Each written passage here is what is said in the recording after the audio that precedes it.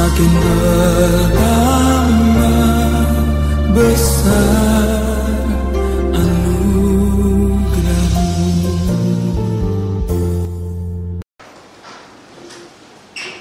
Salam saudaraku, selamat malam, salam sejahtera bagi kita semua. Kita bersyukur karena Tuhan itu baik, masih memberi kesempatan bagi kita di hari-hari terakhir ini untuk mengusahakan ibadah pendalaman Alkitab disertai dengan perjamuan suci. Puji Tuhan, kita mohon kemurahan Tuhan supaya kiranya Tuhan menyatakan kasih dan kemurahannya lewat pembukaan firman Tuhan. Saya juga tidak lupa menyapa anak Tuhan, umat Tuhan, hamba-hamba Tuhan yang sedang mengikuti pemberitaan firman Tuhan lewat live streaming video internet, YouTube, Facebook, dalam luar negeri dimanapun Anda berada. Kita mohonkan kemurahan Tuhan malam ini dinyatakan lewat perhimpunan ibadah pendalaman Alkitab disertai dengan perjamuan suci.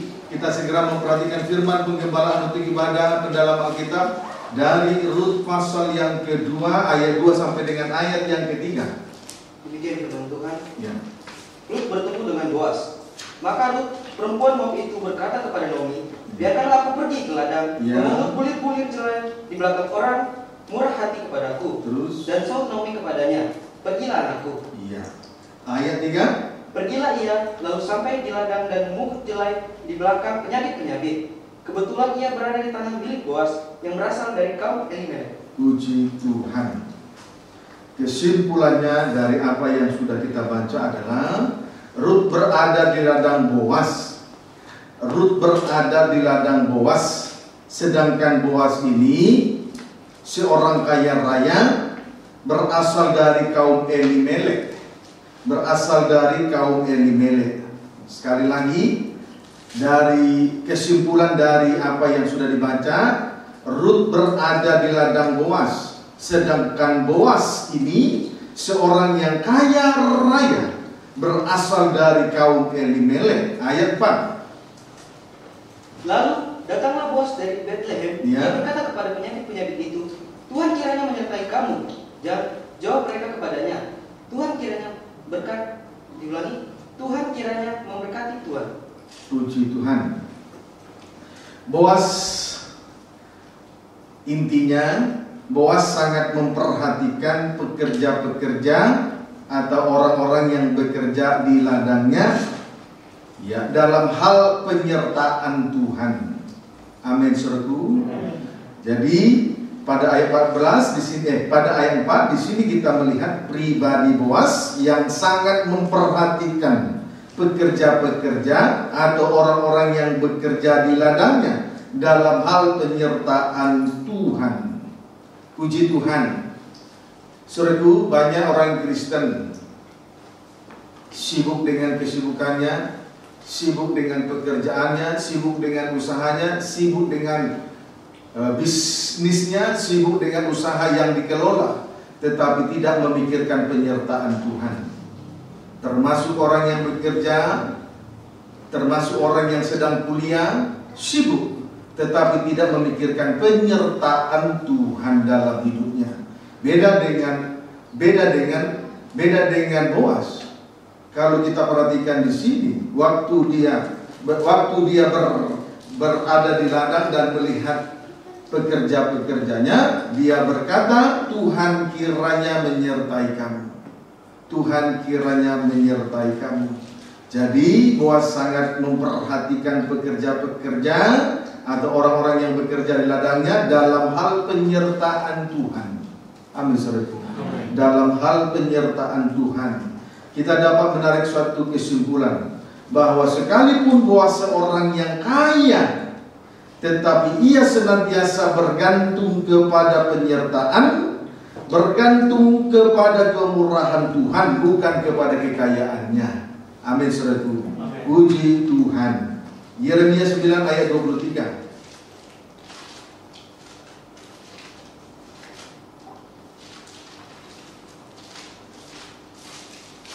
Yeremia 9 ayat 23. Silakan. Iya.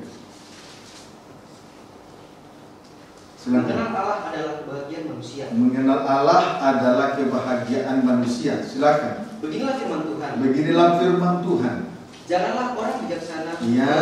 karena kebijaksanaannya. Janganlah orang bijaksana bermegah karena kebijaksanaannya. Terus? Janganlah orang kuat bermegah karena Ya, janganlah orang kuat bermegah karena kekuatannya.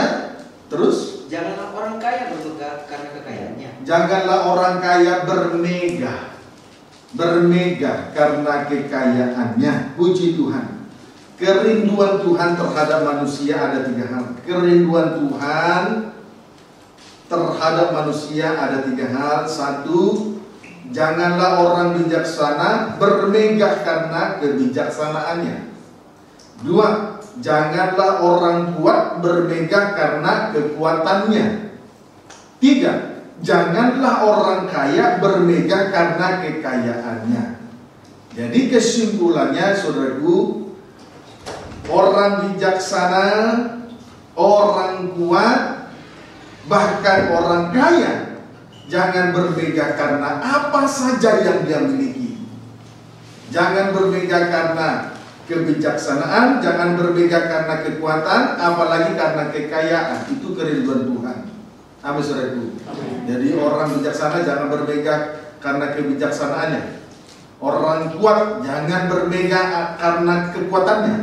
Termasuk orang kaya jangan bermegah karena kekayaannya. Puji Tuhan, itu kerinduan Tuhan terhadap sidang jemaat gereja Tuhan di hari-hari terakhir ini. Kiranya dapat dipahami dengan baik. Puji Tuhan, sebagaimana tadi di atas, Boaz, dia sangat memperhatikan pekerja-pekerja di ladangnya dalam hal penyertaan Tuhan. Dia tidak bergantung kepada harta dan kekayaannya. Dia tidak bermegah terhadap harta dan kekayaannya. Puji Tuhan. Kiranya dapat dipahami dengan baik. Ayat 24. Tetapi siapa yang mau bermegah? Siapa yang mau bermegah, terus? Baiklah bermegah karena yaitu yang berikut. Baiklah bermegah karena yang berikut. Terus? Bahwa ia memahami dan mengenal aku. Ya, bahwa ia memahami dan mengenal aku. Bahwa akulah Tuhan yang menunjukkan kasih setia. Bahwa akulah Tuhan yang menunjukkan kasih setia. Keadilan dan kebenaran di bumi. Terus? Sungguh semuanya itu usukai, demikianlah firman Tuhan. Puji Tuhan. Sebaliknya, biarlah kiranya kita bermegah karena yang pertama, ia memahami Tuhan. Sebaliknya, biarlah kita bermegah karena yang pertama, ia memahami Tuhan. Haleluya. Puji Tuhan. Saudaraku, orang yang memahami Tuhan adalah orang yang mau memahami sesamanya. Jadi, untuk saling memahami satu dengan yang lain, terlebih dahulu memahami hati Tuhan, menyelami hati Tuhan. Tidak mungkin seseorang dapat memahami sesamanya kalau ia tidak terlebih dahulu memahami hati Tuhan. Sebab itu biarlah kita bermegah di dalam hal memahami Tuhan. B, ia mengenal Tuhan. Ia mengenal Tuhan. Dalam hal mengenal ini, mari saja kita baca Injil Yohanes pasal yang ke-10. Injil Yohanes pasal yang ke-10, ayat yang ke-14, silakan. Demikian firman Tuhan. Ya. Gembala yang baik. Ya. Akulah gembala yang baik. Ya. Dan aku mengenal domba-dombaku. Aku mengenal domba-dombaku. Dan domba-dombaku mengenal aku. Dan domba-dombaku mengenal aku. Untuk mengenal Tuhan harus terlebih dahulu menjadi suatu kehidupan domba yang tergembala. Untuk mengenal Tuhan harus terlebih dahulu menjadi suatu kehidupan domba yang tergembala. Amin, saudaraku. Puji Tuhan. Siapa yang mau mengambil suatu kehidupan domba yang tergembala? Ayo, marilah kita terlebih dahulu menjadi suatu kehidupan domba yang tergembala. Keuntungan mengenal Tuhan ialah ia dikenal Tuhan. Keuntungan apabila mengenal Tuhan adalah maka ia dikenal Tuhan. Mengenal dan dikenal oleh Tuhan. Efesus 4 ayat 15.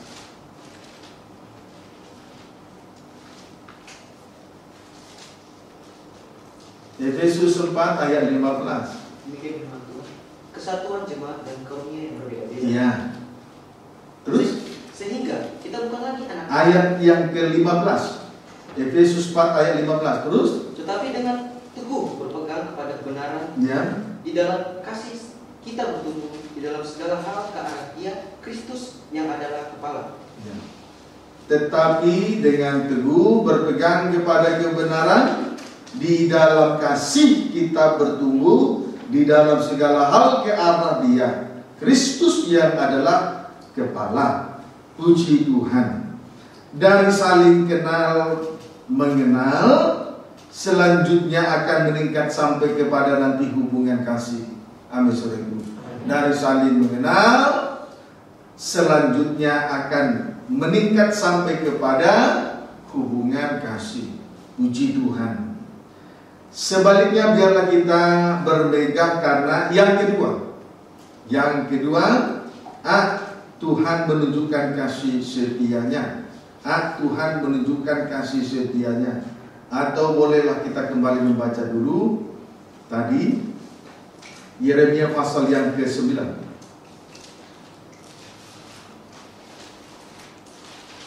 Ayat yang ke-24 tadi. Demikian firman Tuhan. Ya.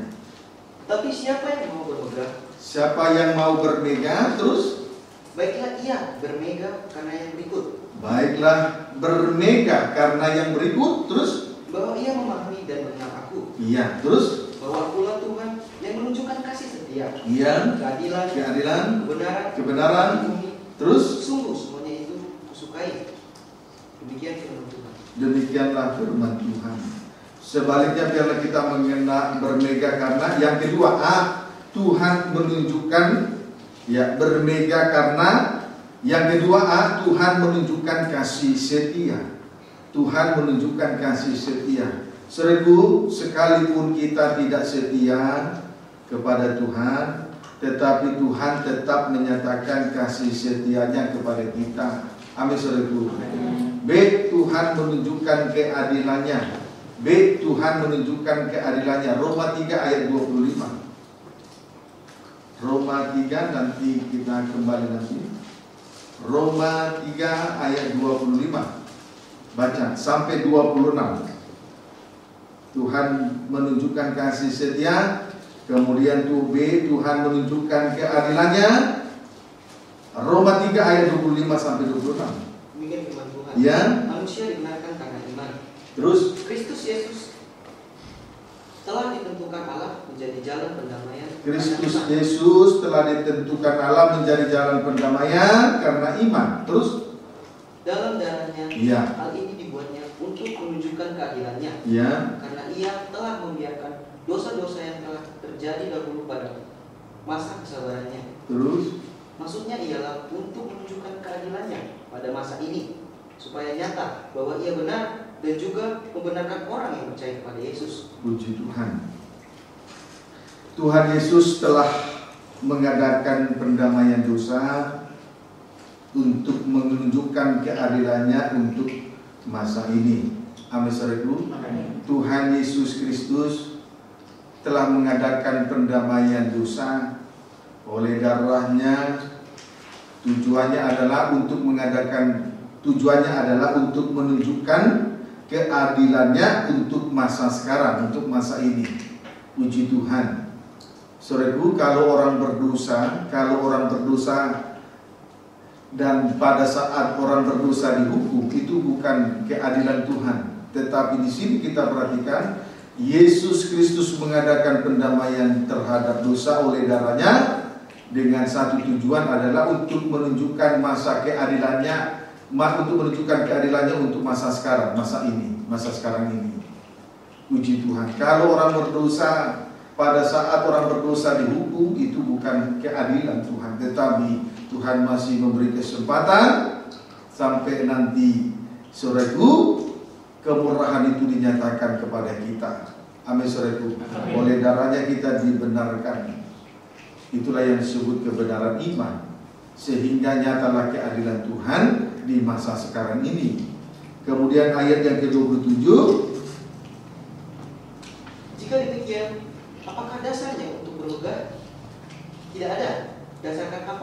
berdasarkan apa? Berdasarkan perbuatan? Iya. Tidak. Tidak. Terus? Melainkan berdasarkan iman. Jadi tidak ada dasar. Jadi untuk kita tidak ada dasar untuk bermega selain bermega atas dasar iman saja. Amin, saudaraku. Tidak ada dasar untuk bermega, tidak ada dasar untuk bermega atas segala sesuatu yang kita perbuat selain bermega atas dasar iman saja. Puji Tuhan. Kebenaran iman adalah kebenaran karena darah salib. Puji Tuhan. Jadi kita bermega atas dasar iman, bukan atas dasar kemampuan, kelebihan, kecakapan kita. Amin, saudaraku. Puji Tuhan. Kemudian C, Tuhan menunjukkan kebenaran. Tadi Tuhan menunjukkan kasih setia. B, Tuhan menunjukkan keadilannya. C, Tuhan menunjukkan kebenaran. Saudaraku, kebenaran yang sejati terletak pada salib. Di luar salib tidak ada lagi kebenaran. Amin. Puji Tuhan. Haleluya. Jadi kebenaran yang sejati, sekali lagi saya katakan, kebenaran yang sejati terletak pada salib. Di luar salib tidak ada lagi kebenaran. Sejenak kita membaca Injil Yohanes 18 ayat 37.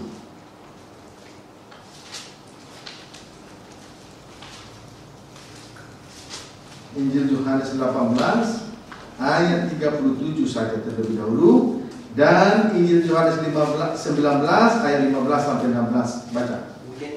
Injil Yohanes 18 ayat 37, baca. Yesus di hadapan Pilatus. Iya.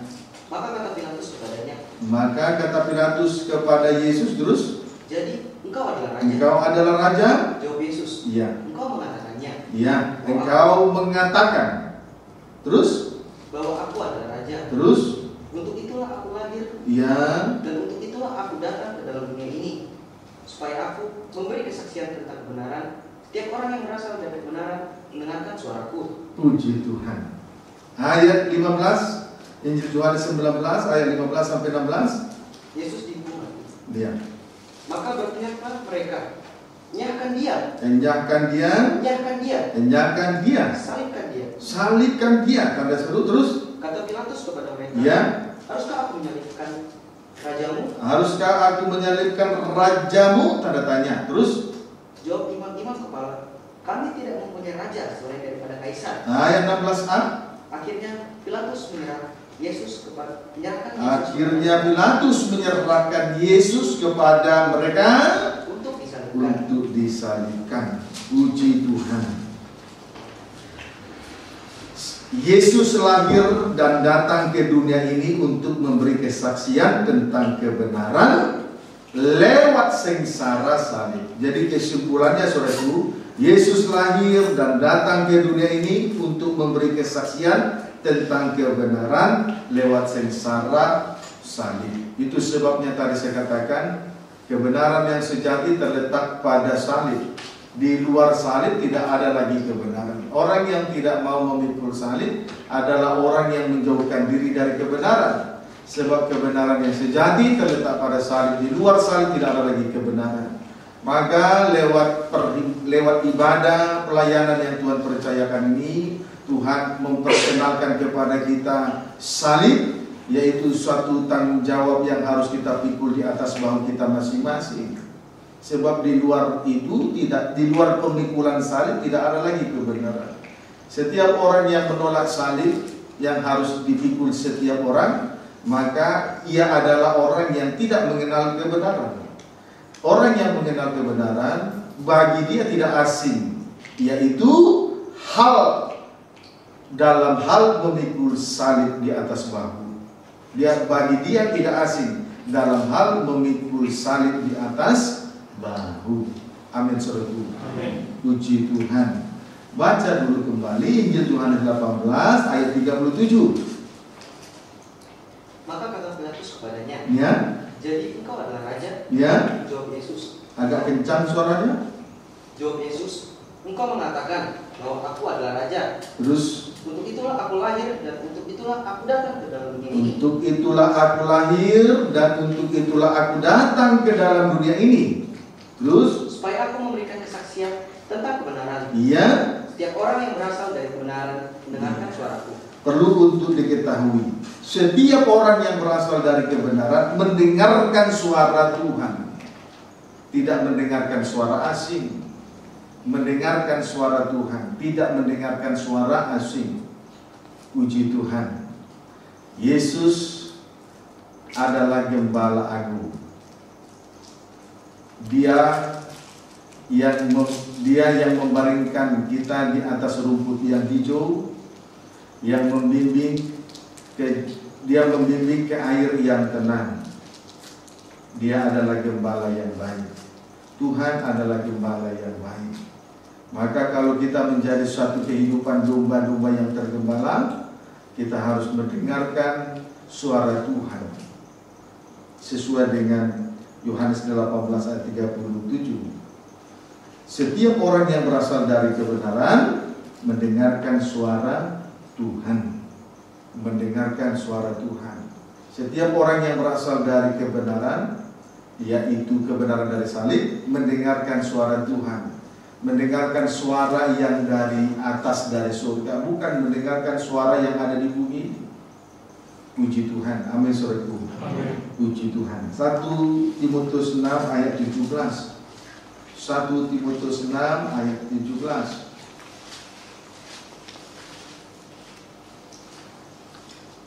1 Timotius 6 ayat 17, baca. Ya. Pesan peringatkanlah kepada orang-orang kaya di dunia ini, ya, agar mereka jangan tinggi hati.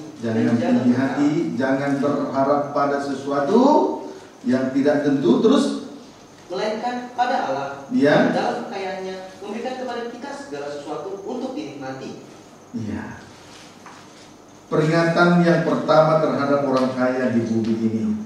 Peringatan yang pertama terhadap orang kaya di bumi ini. Jangan tinggi hati. Jadi sekalipun memiliki harta, kekayaan yang banyak, yang limpah, jangan tinggi hati. Amin. B. Jangan berharap pada sesuatu yang tidak tentu seperti kekayaan. B. Jangan berharap pada sesuatu yang tidak tentu seperti kekayaan. Puji Tuhan. Haleluya. Sejenak, sebelum nanti kita akan membaca ayat 18 dan 19, kita lihat dulu terlebih dahulu Yakobus pasal yang kelima. Dikasih tali pembatas ya. Yakobus pasal 5 ayat 1 terlebih dahulu. Tadi di 2 Timotius pasal 6 ayat 17, peringatan yang pertama kepada orang kaya di dunia ini. 1, agar jangan tinggi hati. 2, jangan berharap pada sesuatu yang tidak tentu seperti kekayaan. Berarti kekayaan itu tidak bisa diharapkan, tidak menjamin hidup kekal. Puji Tuhan. Mari kita lihat alasannya ini, mengapa ada peringatan yang pertama semacam ini. Di dalam Yakobus pasal yang kelima ayat 1 terlebih dahulu. Yakobus 5 ayat 1, demikian firman Tuhan. Jadi sekarang hai kamu orang-orang kaya, menangislah dan merataplah atas sengsara yang akan menimpa kamu. Puji Tuhan. Sekali waktu orang kaya akan menangis dan meneratap atas sengsara yang akan menimpa. Di sini kita melihat sekali waktu, saudaraku, orang kaya akan menangis dan meratap atas sengsara yang akan menimpa mereka.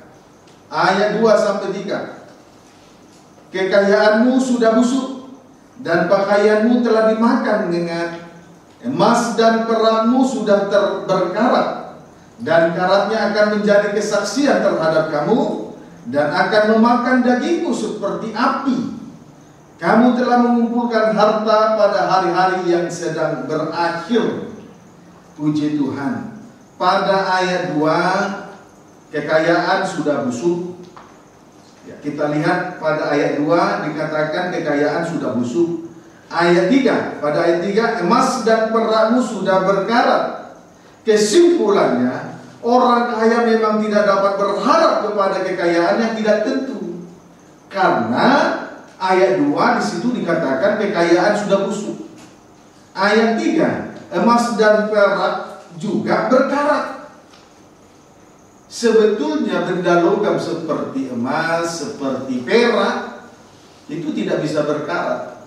Tetapi Tuhan berkata di Yakobus pasal 5 ayat 2 dan 3 ini, emas dan perak sudah berkarat. Artinya orang kaya tidak bisa berharap kepada sesuatu yang tidak tentu seperti kekayaan.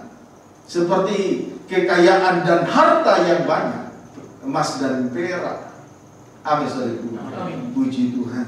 Sesuai dengan perikop dalam Yakobus pasal 5, peringatan kepada orang kaya. Peringatan kepada orang kaya. Puji Tuhan. Haleluya. Kiranya dapat dipahami dengan baik. Jadi, saudaraku, suatu kali nanti orang kaya yang bergantung kepada kekayaannya akan meratap atas sengsara yang akan menimpa mereka. Dan di ayat 3 sudah dinyatakan di situ, emas dan perak sudah berkarat dan karatnya akan menjadi kesaksian terhadap kamu dan akan memakan dagingmu seperti api, meratap dan menangis di dalam api neraka. Itulah akhir hidup daripada orang yang kaya, yang tinggi hati, dan yang bergantung kepada sesuatu yang tidak menentu, yaitu kekayaan. Dia akan meratap di dalam api neraka. Kiranya dapat dipahami dengan baik. Amin, saudaraku. Puji Tuhan. Itu peringatan pertama terhadap orang kaya. Jadi kesimpulannya, orang kaya memang tidak dapat berharap kepada kekayaan yang tidak tentu seperti kepada kekayaannya itu. Orang yang bijaksana itulah orang yang memiliki ilmu, orang yang pandai, orang yang memiliki gelar, mungkin gelar pendidikan yang sangat tinggi. Boleh saja itu disebut orang yang bijaksana, tetapi orang bijaksana tidak boleh berpegang terhadap kebijaksanaannya. Termasuk orang yang kuat, mungkin dia punya pengaruh karena jabatan kedudukan di atas muka bumi ini, juga tidak boleh berpegang atas kekuatannya. Apalagi berbeda dalam hal sesuatu yang tidak menentu, yaitu seperti kekayaan. Puji Tuhan. Jadi kita harus mencontoh pribadi Rut.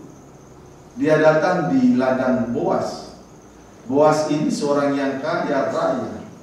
Dia datang kepada orang yang kaya raya yang tetapi bergantung kepada penyertaan Tuhan. Amin, saudara. Bergantung kepada penyertaan Tuhan. Haleluya. Kiranya dapat dipahami dengan orang yang bergantung kepada penyertaan Tuhan, dia sangat memperhatikan orang lain. Dia sangat memperhatikan orang lain. Sebab dia memahami hati Tuhan. Orang yang memahami hati Tuhan pasti memahami hati orang lain. Kemudian dia mengenal Tuhan. Orang yang mengenal Tuhan pasti dikenal Tuhan. Tidak ada yang sesuatu yang tersembunyi di dalam dirinya. Dia sangat dikenal Tuhan. Ini orang kaya yang rendah hati, yang senantiasa berharap kepada penyertaan Tuhan.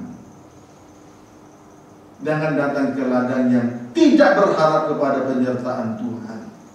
Jangan melayani di ladang Tuhan yang tidak berharap kepada penyertaan Tuhan. Kiranya dapat diperhatikan dengan baik. Amin, saudaraku. Amin. Puji Tuhan. Jadi kalau seandainya saudara melihat bahwa salib ditegakkan di tengah ibadah dan pelayanan ini, itu artinya bahwa kita berharap terhadap penyertaan Tuhan. Puji Tuhan. Haleluya.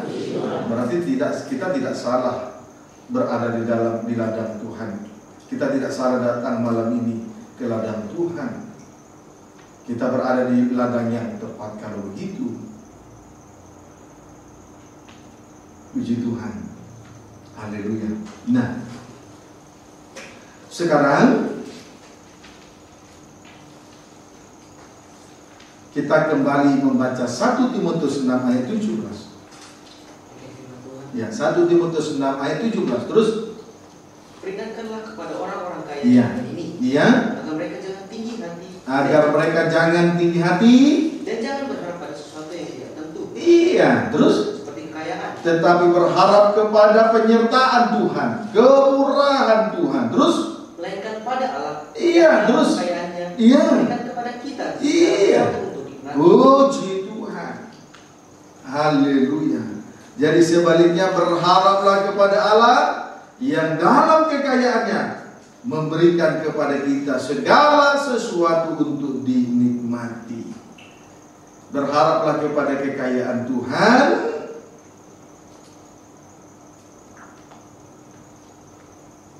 memberikan kepada kita segala sesuatu untuk dinikmati. Kekayaan Tuhan akan memberikan kepada kita segala sesuatu untuk dinikmati. Puji Tuhan. Haleluya. Ayat 18 sampai 19. 2 Timotius 6 ayat 18 sampai 19 baca. 1 Timotius 6 ayat 18 sampai 19 baca.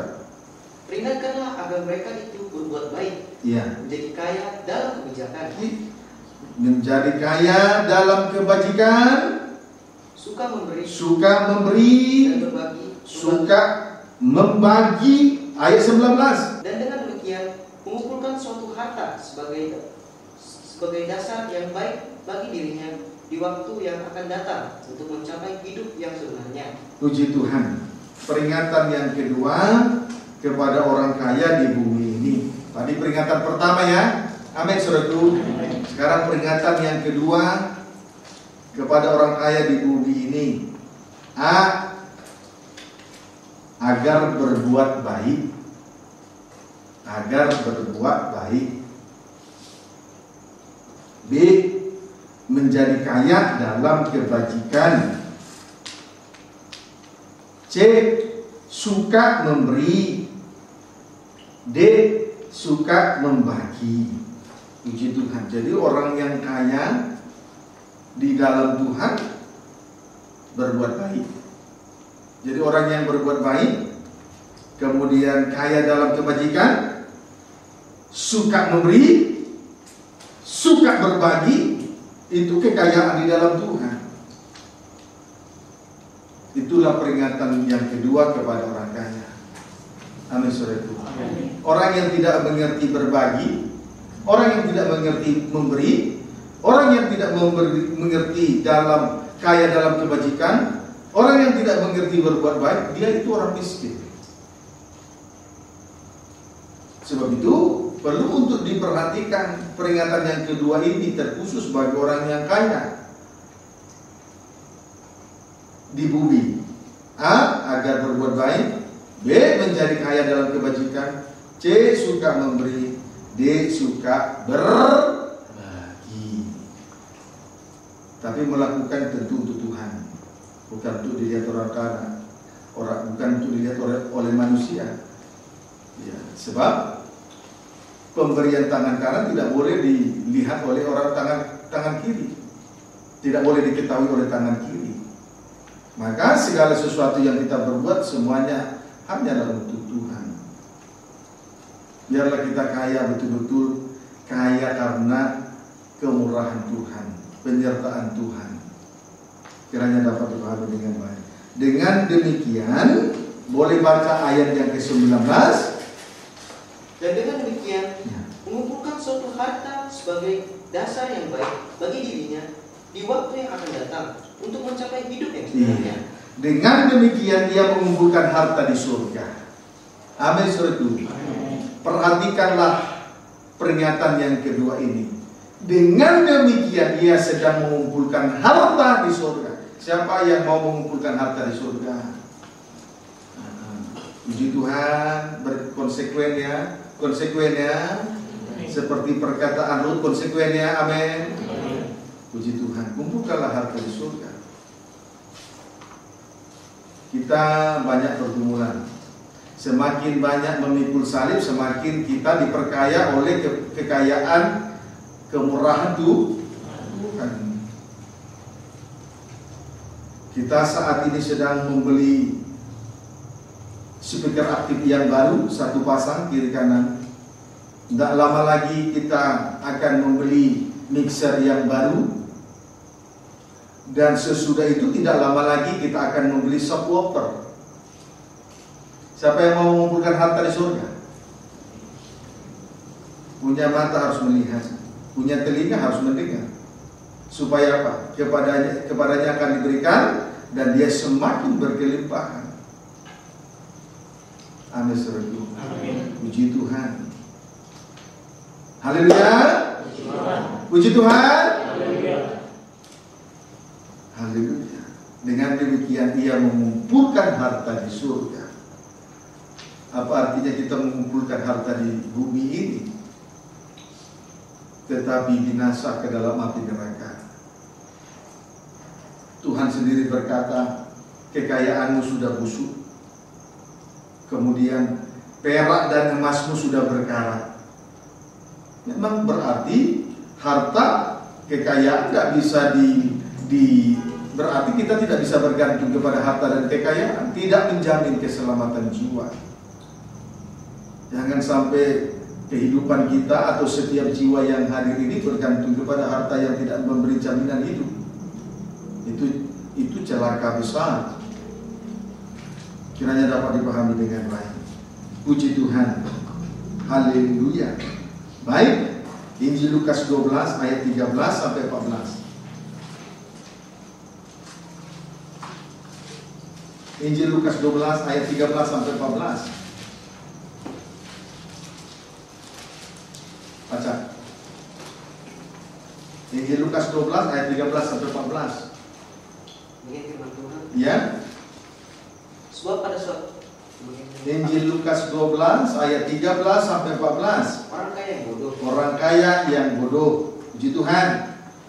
Seorang dari orang banyak itu berkata kepada Yesus. Seorang dari orang banyak itu berkata kepada Yesus. Terus, Guru, kepada saudaraku, katakanlah kepada saudaraku supaya ia berbagi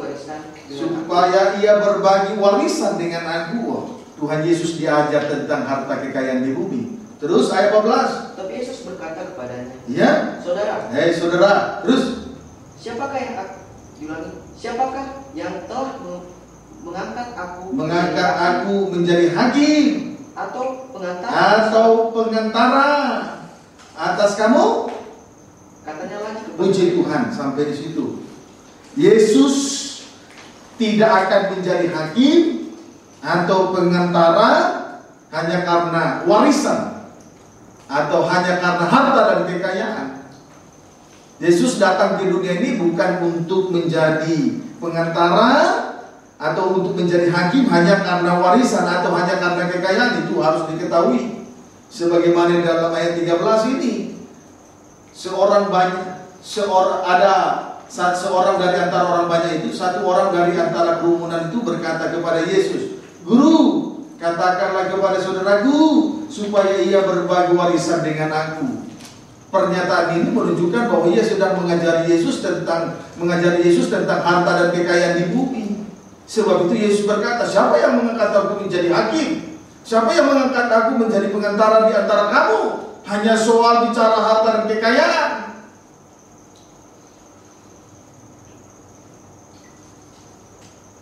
Jangan dikait-kaitkan harta di bumi dengan Tuhan. Amin, saudaraku. Jangan dikait-kaitkan harta kekayaan dengan kebenaran. Jangan dikait-kaitkan harta dan kekayaan dengan salib. Jangan dikait-kaitkan harta kekayaan dengan Roh Kudus. Tidak bisa dibayar Roh Kudus. Jangan dikait-kaitkan harta dan kekayaan dengan kasih Allah. Tidak bisa dibayar itu semua. Maka harus diperhatikan peringatan pertama bagi orang kaya di bumi, peringatan kedua bagi orang kaya di bumi. Puji Tuhan. Ini adalah perbuatan bodoh. Oleh karena kebodohan ini, lalu Tuhan memberi suatu respon atau tanggapan supaya orang banyak ini mengerti tentang hal kerajaan surga. Jangan sampai kita banyak ngumpul-ngumpul tapi tidak mengerti kerajaan surga. Amin, saudaraku. Kemudian ayat 15 baca. Katanya lagi kepada mereka, ya, berjaga-jagalah dan waspada. Diulangi, berjaga-jagalah dan waspadalah. terhadap segala ketamakan. Ya. Sebab walaupun seorang berlimpah-limpah hartanya, hidupnya tidaklah tergantung daripada kekayaan itu. Puji Tuhan. Yang terpenting adalah berjaga-jagalah dan waspadalah dengan segala ketamakan. Dengan segala ketamakan. Keinginan untuk kaya. Waspada, berjaga-jaga, keinginan untuk kaya.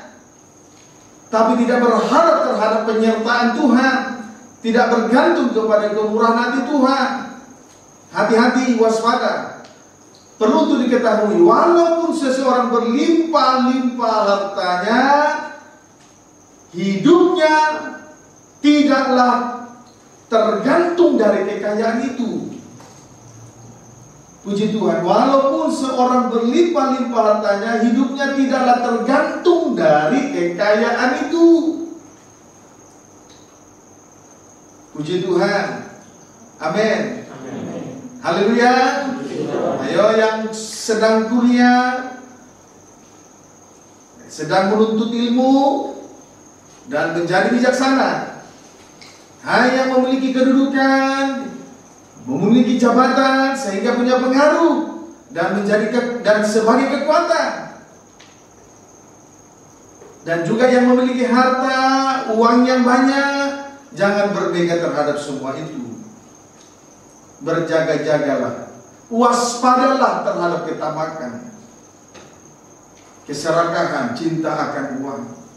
Karena seseorang tidak bisa bergantung kepada kekayaannya. Kekayaan tidak bisa menjamin untuk hidup keselamatan. Amin, saudaraku. Puji Tuhan. Jangan sampai kita kumpulkan harta-harta di bumi loh ya. Udah manis sudah, udah manis sudah. Sudah manis.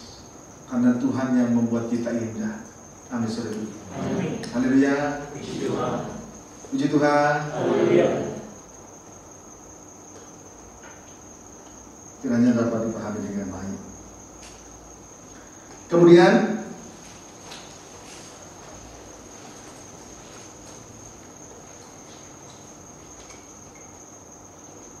ayat 16. Lukas 12 ayat 16.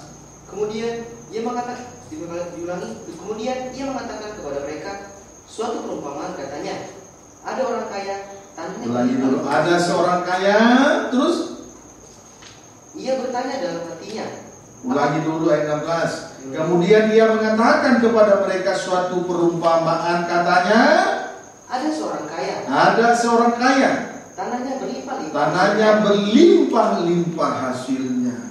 Respon Tuhan terhadap orang yang berbicara tentang harta kekayaan itu, ada Tuhan memberi suatu perumpamaan tentang seorang kaya, tanahnya berlimpah-limpah hasilnya. Puji Tuhan. 17 sampai 18.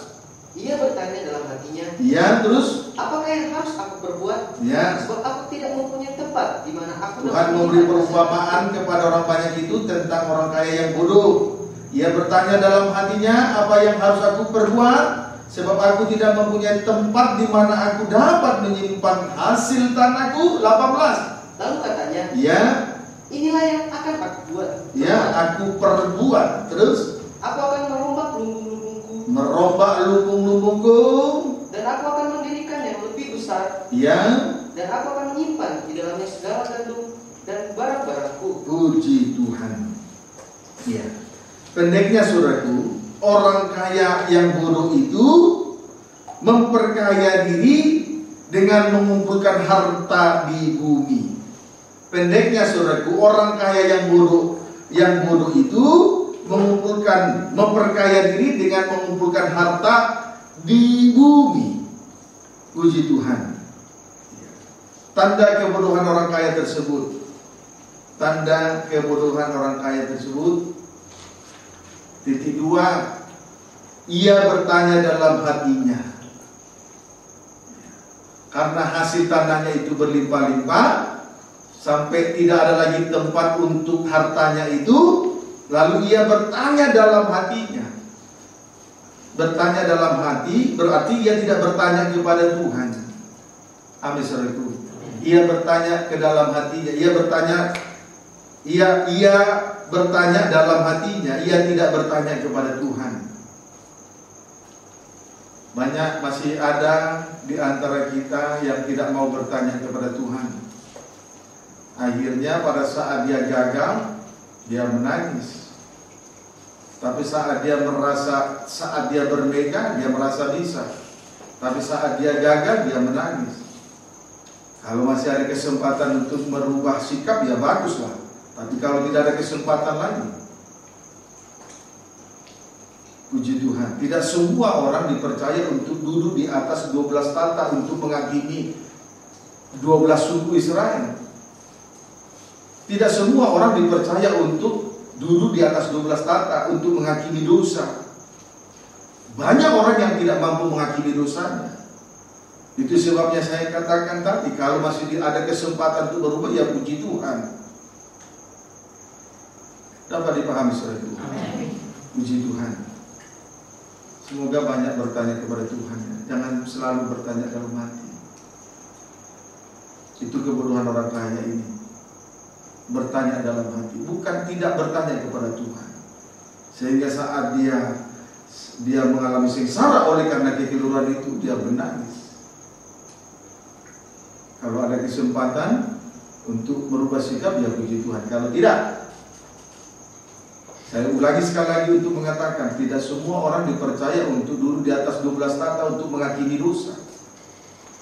Ada orang yang tidak sanggup menghakimi dosanya, tidak bisa berubah. Kiranya dapat dipahami dengan baik. Amin saudaraku. Belajar lebih dewasa, belajar lebih bijaksana di dalam Tuhan, di dalam hal mengambil keputusan. Jangan seperti orang kaya bodoh ini.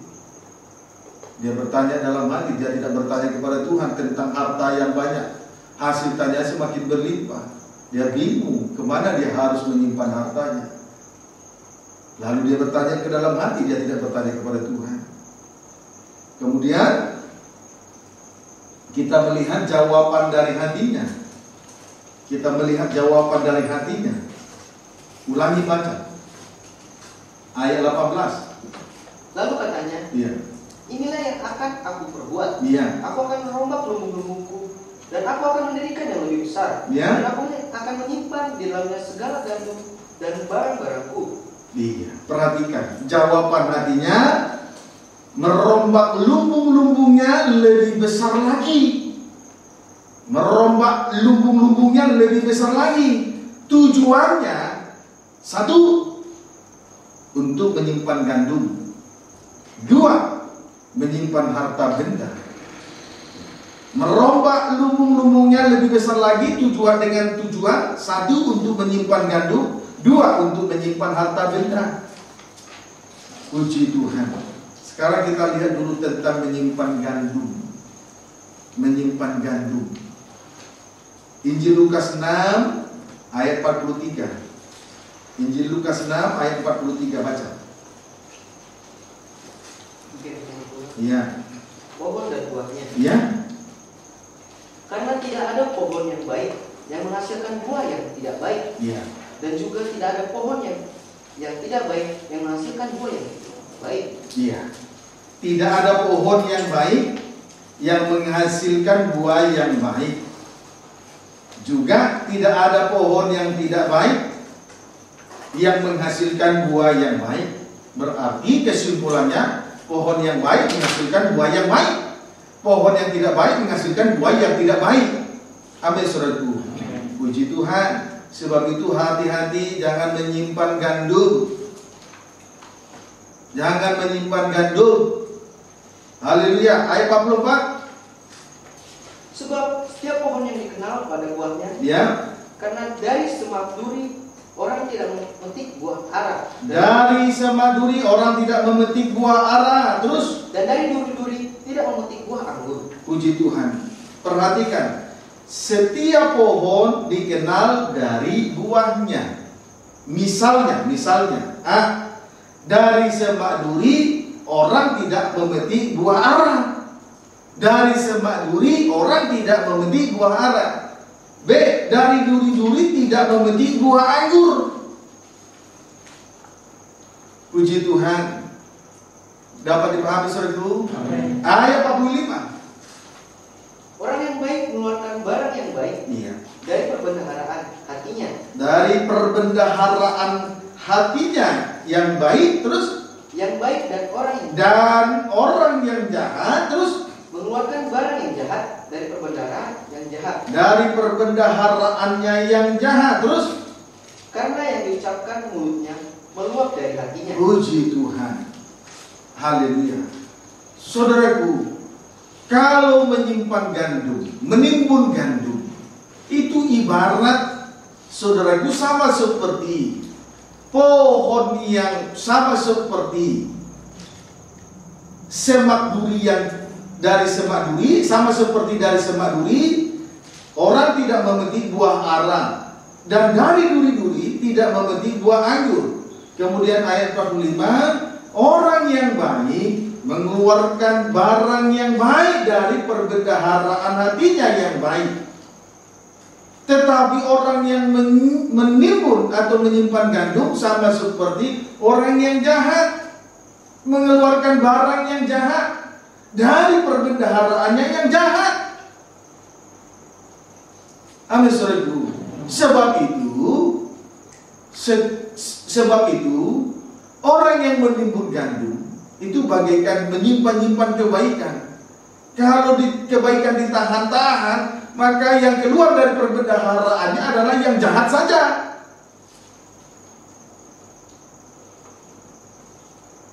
Dapat dipahami saudaraku? Puji Tuhan. Yang keluar dari perbendaharaannya itu yang jahat saja. Kenapa? Yang keluar dari perbendaharaan hatinya yang jahat? Karena dia menimbun gandum, menahan yang baik.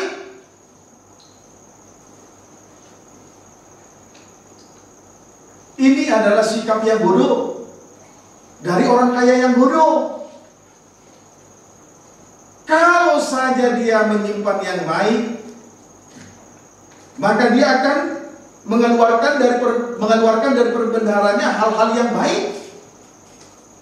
Tetapi karena dia menimbun gandum, mengumpulkan gandum di dalam lumbung perbendaharaannya, maka yang keluar adalah yang jahat. Dari perbendaharanya itu keluar yang jahat. Dia menahan yang baik, keluar yang jahat. Banyak di antara kita seperti itu, tahu yang baik, tapi dia menahan yang baik, sehingga yang keluar dari perbendaharaan hatinya adalah yang jahat. Karena dia mengumpulkan gandum di dalam lumbung, di dalam perbendaharaan hatinya. Dia hanya bisa menyimpan, dia menahan. Dapat dipahami saudara? Dia digambarkan seperti onak dan duri saja, tidak menghasilkan buah yang baik. Puji Tuhan, kiranya dapat dipahami dengan baik. Amin saudara. Maka kalau kita perhatikan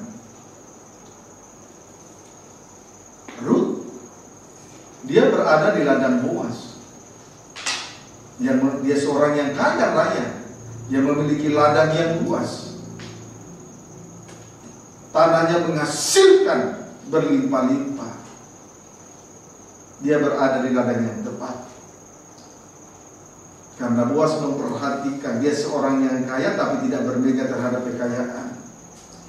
Dia memperhatikan pekerja-pekerja dalam hal penyertaan Tuhan. Dia bergantung kepada kekayaan dan kemurahan hati Tuhan.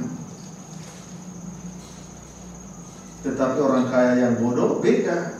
Dia menyimpan gandum di dalam lumbungnya, sehingga yang keluar adalah dia tahan yang baik. Yang keluar dari perbendaharaan hatinya yang jahat saja. Dapat dipahami saudaraku? Puji Tuhan. Sama seperti pohon yang tidak baik, sama seperti semak duri, semak dan duri-duri, onak dan duri, tidak menghasilkan sesuatu yang baik. Puji Tuhan.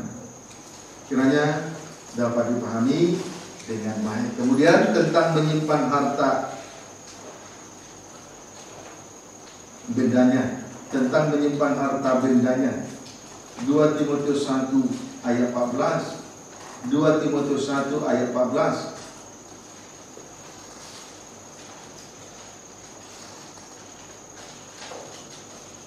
Baca 2 Timotius 1 ayat 14. Ucapan syukur dan nasihat untuk bertekun. Baca ayat 14. Peliharalah harta yang indah. Peliharalah harta yang indah, terus yang telah dipercayakannya. Yang dipercayakannya kepada kita. Terus oleh Roh Kudus yang diam di dalam kita. Oleh Roh Kudus yang diam di dalam kita. Puji Tuhan. Saudaraku, di sini kita perhatikan, peliharalah harta yang indah yang telah dipercayakannya kepada kita oleh Roh Kudus yang diam di dalam kita. Puji Tuhan. Haleluya. Saudaraku, harta yang indah itulah karunia-karunia dan jabatan-jabatan Roh El Kudus. Amin, saudaraku. Harta yang indah itulah karunia-karunia dan jabatan-jabatan Roh El Kudus. Di dalam 1 Korintus pasal 12, di situ kita melihat rupa-rupa karunia, ada 9 karunia. Semuanya itu dikerjakan oleh Roh yang satu dan yang sama. Kemudian juga ada 9 jabatan yang dirampingkan, 9 jabatan-jabatan Roh Kudus yang dirampingkan menjadi 5 jabatan. Itulah rasul, nabi, penginjil, guru, gembala dan guru.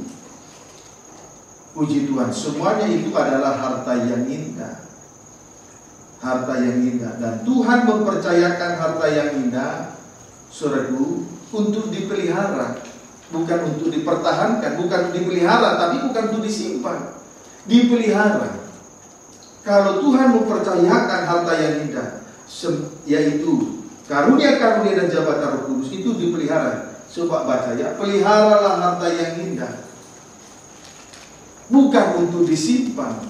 Harta yang indah itulah karunia-karunia dan jabatan-jabatan Roh Kudus. Dipelihara.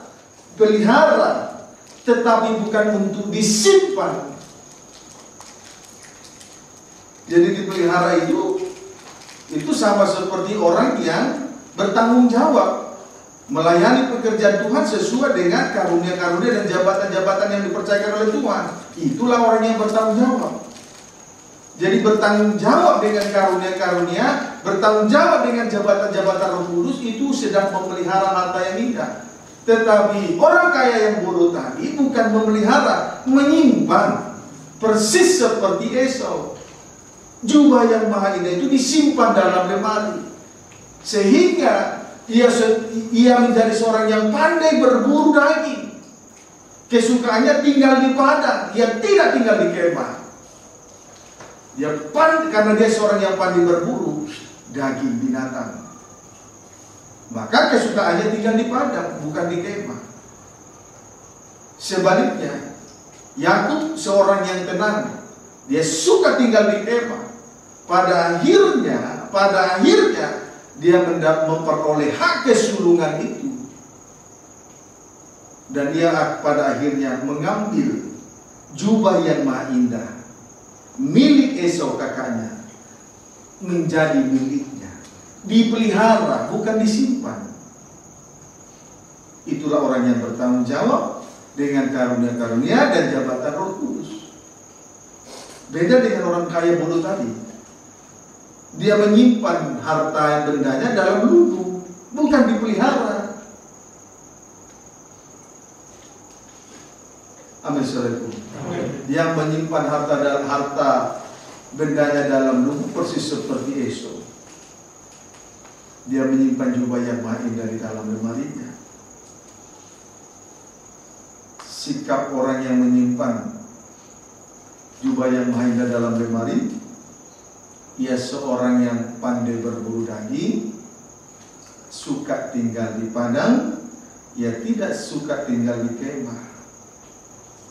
Suka tinggal di padang karena dia suka berburu daging.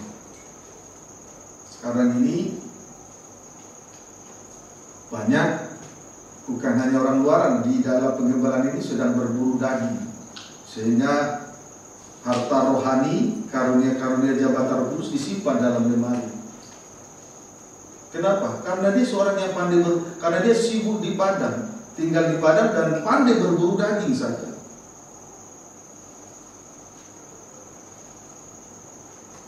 Kalau saja Esau tidak berburu daging di padang, dia tidak akan menyimpan itu harta rohani, itulah karunia-karunia dan jabatan Roh Kudus. Puji Tuhan.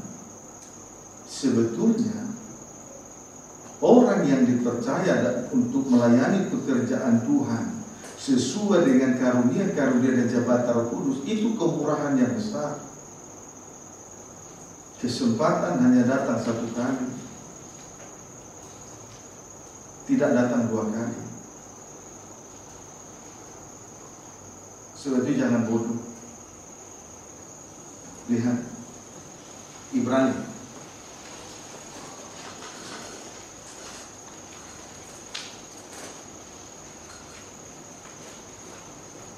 ayat 15 sampai 17. Ibrani pasal 12 ayat 15 sampai 17.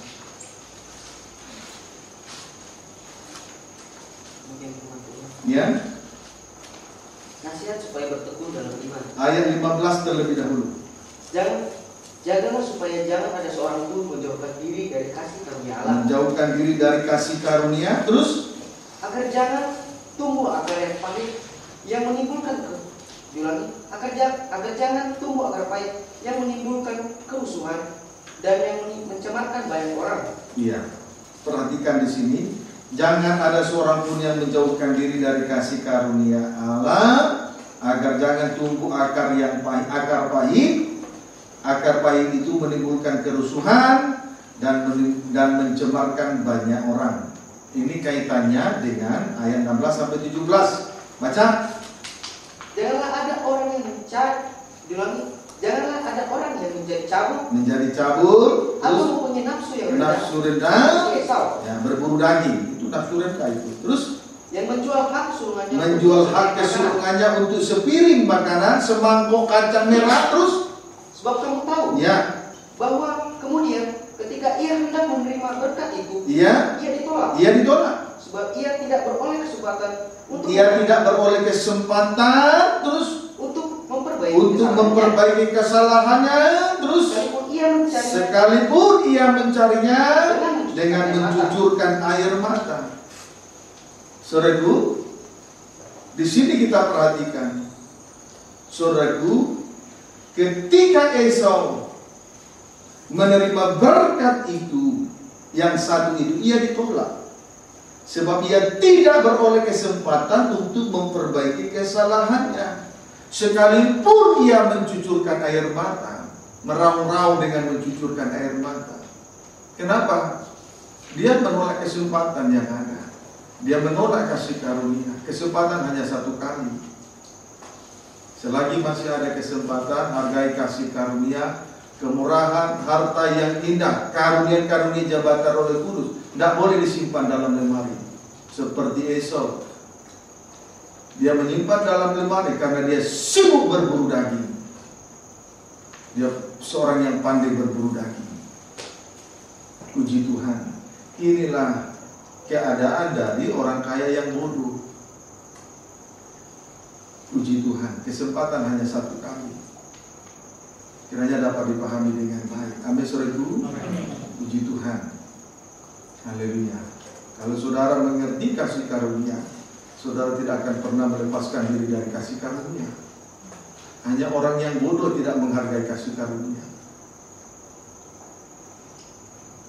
Seperti Esau sibuk berburu daging, sehingga dia menyimpan, bukan dipelihara, dia menyimpan dalam lemari harta yang indah, jubah yang maha indah, roh pengasihan, karunia-karunia dan jabatan Roh Kudus.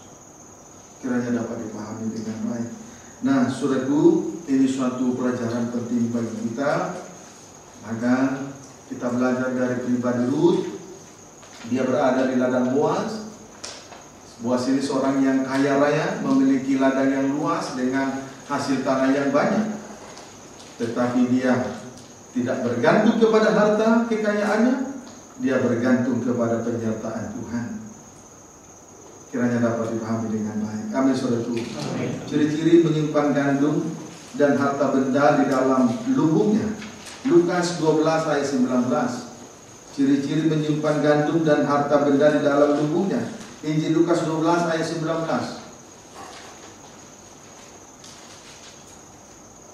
Injil Lukas 12 ayat 19, baca. Ya. Kayak bodoh. Ya. Sesudah itu aku akan berkata kepada jiwaku. Ya. Jiwaku, ada padamu banyak barang. Ya.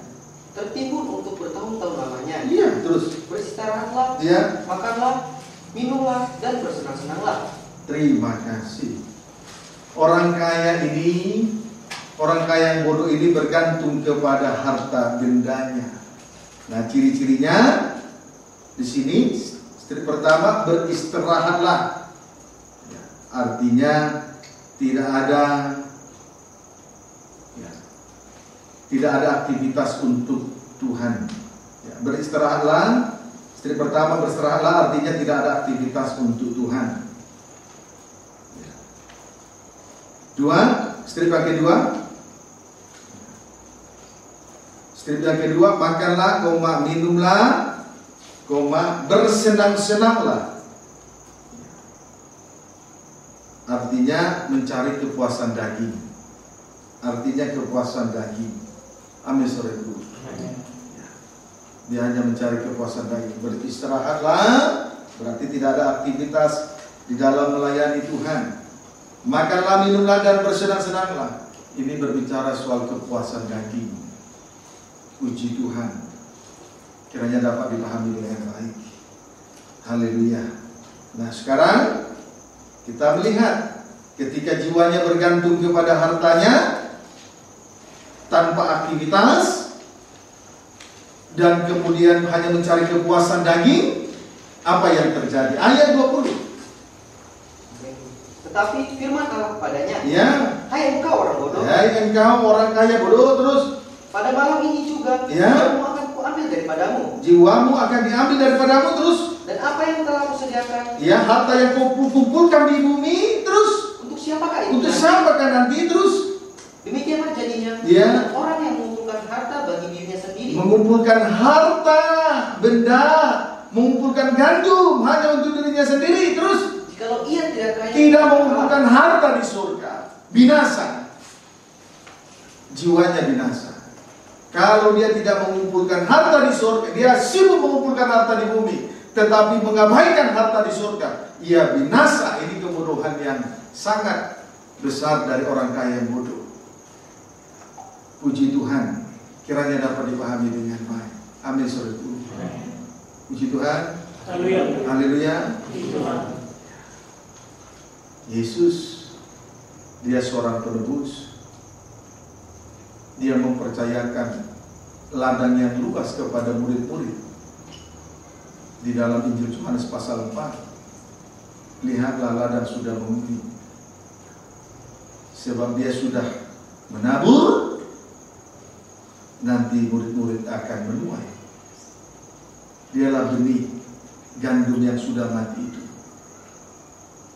Puji Tuhan. Boas, seorang penebus, memiliki ladang yang luas dengan hasil tanah yang luar biasa.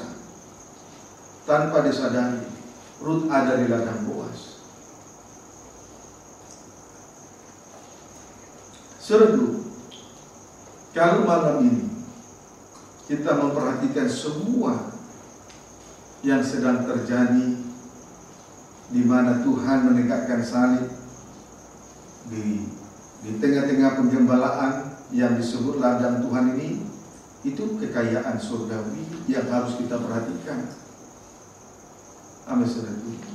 Jangan sampai kita beraktivitas tanpa penyertaan Tuhan.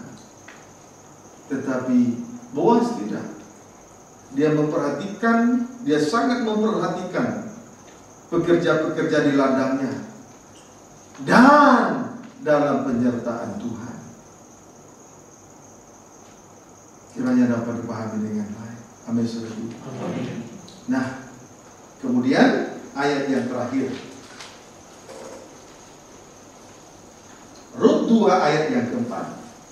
Lalu datanglah Boas dan dari Betlehem. Ia berkata kepada penyabit-penyabit itu, Tuhan kiranya menyertai kamu. Ini tanda perhatian Boas kepada pekerja-pekerja. Perhatiannya itu di dalam tanda penyertaan Tuhan. Kemudian jawab pekerja-pekerja kepada Boas, Tuhan kiranya memberkati Tuhan. Haleluya.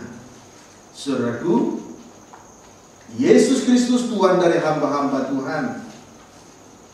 Dia limpah sehingga kalau kita bekerja di ladang Tuhan, sebagai hamba-hamba Tuhan bekerja di ladang Tuhan, maka akan semakin diberkati oleh Tuhan. Amin, saudaraku. Sesuai dengan jawaban dari pekerja-pekerja ladang Boas, diberkatilah Tuhan. Semakin diberkati, semakin kaya di dalam kebajikan, kaya dalam kemurahan, kaya dalam kebaikan, kaya oleh karena kasih karunia. Tuhan Yesus memberkati kita semua.